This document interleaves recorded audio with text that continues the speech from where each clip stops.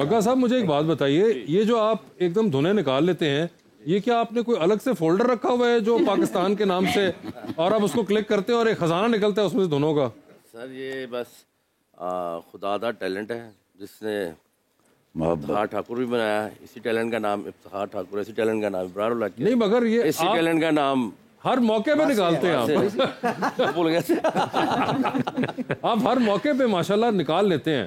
अल्हम्दुलिल्लाह। मैं जो ये समझता हूँ कि मुझे ये बड़ा मलांग आदमी है बग्गा। मैंने इसके साथ बहुत अरसा काम किया है, इसको खुद भी नहीं पता कि कितना अच्छा इंसान है। मैंने इसके दफ्तर में ऐसे लोगों को काम करते हुए देखा, मैंने कहा तेरे पास ऑलरेडी चाय लाने वाला तो है, तूने 2 और रख लिए हैं। वो क्या करते हैं? तो मुझे कहते हैं इब्रार भाई इनको ज़रूरत थी, असल में इनके पास कोई काम नहीं था तो मैं इनको थोड़े बहुत पैसे दे देता हूँ। ये बड़ी पुरानी बात है, 10-15 साल पहले से। तो मैं सोचता था कि यार मैंने बड़े लोगों के साथ काम किया, इस तरह का मैंने बंदा नहीं देखा। तो मैंने ये देखा है कि इस तरह का सच्चा सा बंदा जब होता है ना, अल्लाह उसको इज्जत ज़रूर देता है। तो इसके लिए बहुत सारी तालीम ਹੁਣ ਤੇ ਉਹ ਜਿਹੜੇ ਬੱਚੇ ਇਹਨਾਂ ਕੋਲ ਕੰਮ ਕਰਦੇ ਸਨ ਉਹਨਾਂ ਦੇ ਆਪਣੇ ਖੋਖੇ ਨੇ।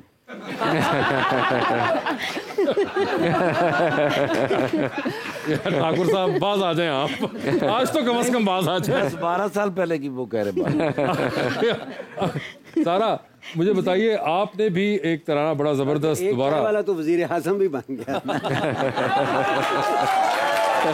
अबरार साहब बाज आइए, हमने बड़े अच्छे तरीके से पेश आए हैं।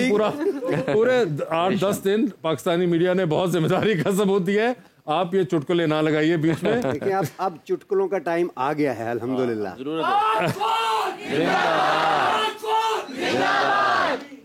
जी सारा, आई वाज सेइंग कि आपने एक तराना दोबारा बड़ी जबरदस्त तरीके से गाया हुआ है। क्या ख्याल है अगर इस मौके की मुनासबत से?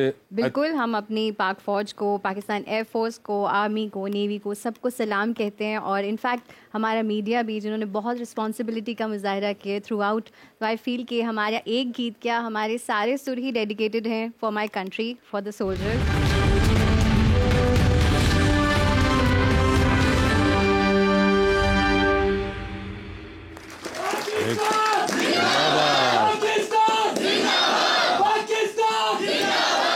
जैसा मैंने पहले कहा था कि बग्गा साहब की धुनें इतनी ज़बरदस्त होती हैं कि मैं शुक्र कर रहा हूँ अभी सीज़ फायर हुआ है, क्योंकि हम बॉर्डर के बहुत करीब हैं और ये धुन सुन के अजीब से ख्यालात दिल में आते हैं।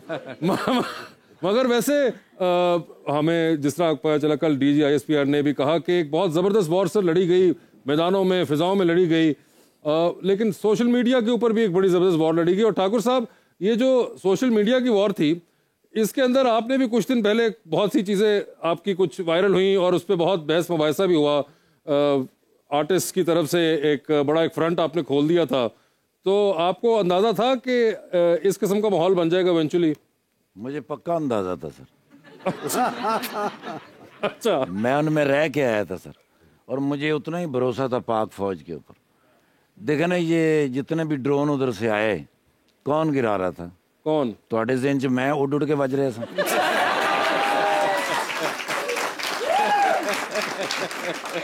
ऑफ कोर्स पाकिस्तान की आर्मी थी। वैसे अगर आप खड़े हो जाते ना सर नहीं हिलने देते। अगर ये खड़े हो जाते वहाँ तो ड्रोन्स ने शर्म के साथ मार जाना था इनको देख। और ऐसा हुआ भी। क्या मतलब? मैंने ड्रोन को देखा। अच्छा, उसने मुझे देखा। और दोनों ने एक दूसरे को ऐसे ऐसे भी किया। वो शर्म से वापस हो गए। नहीं, लेकिन आपने पिछले दिनों एक शेर भी पढ़ा था जो कि बहुत वायरल हुआ। हाँ जी, हाँ जी। वो आपको शेर याद है जो आपने पढ़ा था? वो तो सारी जिंदगी ना वो भूलेंगे ना मैं। अगर वो आप दोहरा दें, अवाम इतनी। फिजाओं से आओगे तो हवाओं में उड़ा दिए जाओ, पानियों से आओगे तो डबो दिए जाओगे, और जमीन से आओगे तो जमीन बोझ कर दिए जाओगे।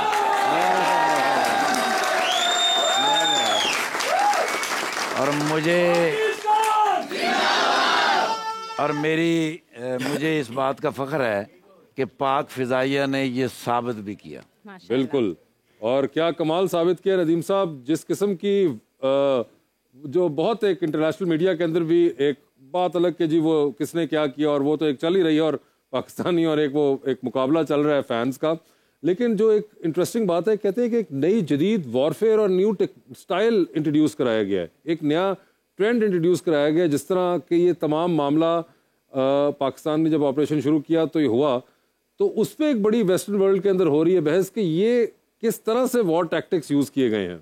अच्छा, एक हिस्ट्री भी है पाकिस्तान और इंडिया की एयरफोर्स के हवाले से। एम आलम से आप आगाज़ कर लें, फिर अभिनंदन के वाक़े से जोड़ लें, अभी आ जाएं तो अभी बिल्कुल एक नई दुनिया है, मॉडर्न वॉरफेयर है, जिसमें आपकी वो AI टूल्स यूज़ होते हैं, आपके वो जो एवियोनिक्स है उनकी क्वालिटी बहुत डिफरेंट है। और राफेल लेने के बाद इंडिया का ख्याल ये था कि हमने पाकिस्तान के ऊपर बढ़तरी हासिल कर ली है, तादाद में भी ज़्यादा थे और उनके पास मोस्ट जो वो मॉडर्न जहाज़ था वो भी दस्तयाब था। वेस्टर्न वर्ल्ड के लिए वो उनका एक ऐसा था कि दुनिया को वो पेश करते थे कि इससे ज़्यादा जदीद फाइटर जेट किसी के पास है नहीं है। लेकिन उसी राफेल को एक पाकिस्तान और चाइना के इश्तराक से तैयार करदा जहाज़ JF-17 ने, और जो हमने चाइना से J-10 लिया है उसके अंदर भी पाकिस्तान के इनपुट शामिल है। उन दो जहाज़ों ने ऐसे मार गिराया है कि अब उसकी वक़्त दुनिया में यह है कि आज 18% उसके शेयर इंटरनेशनल मार्केट में गिरे हैं।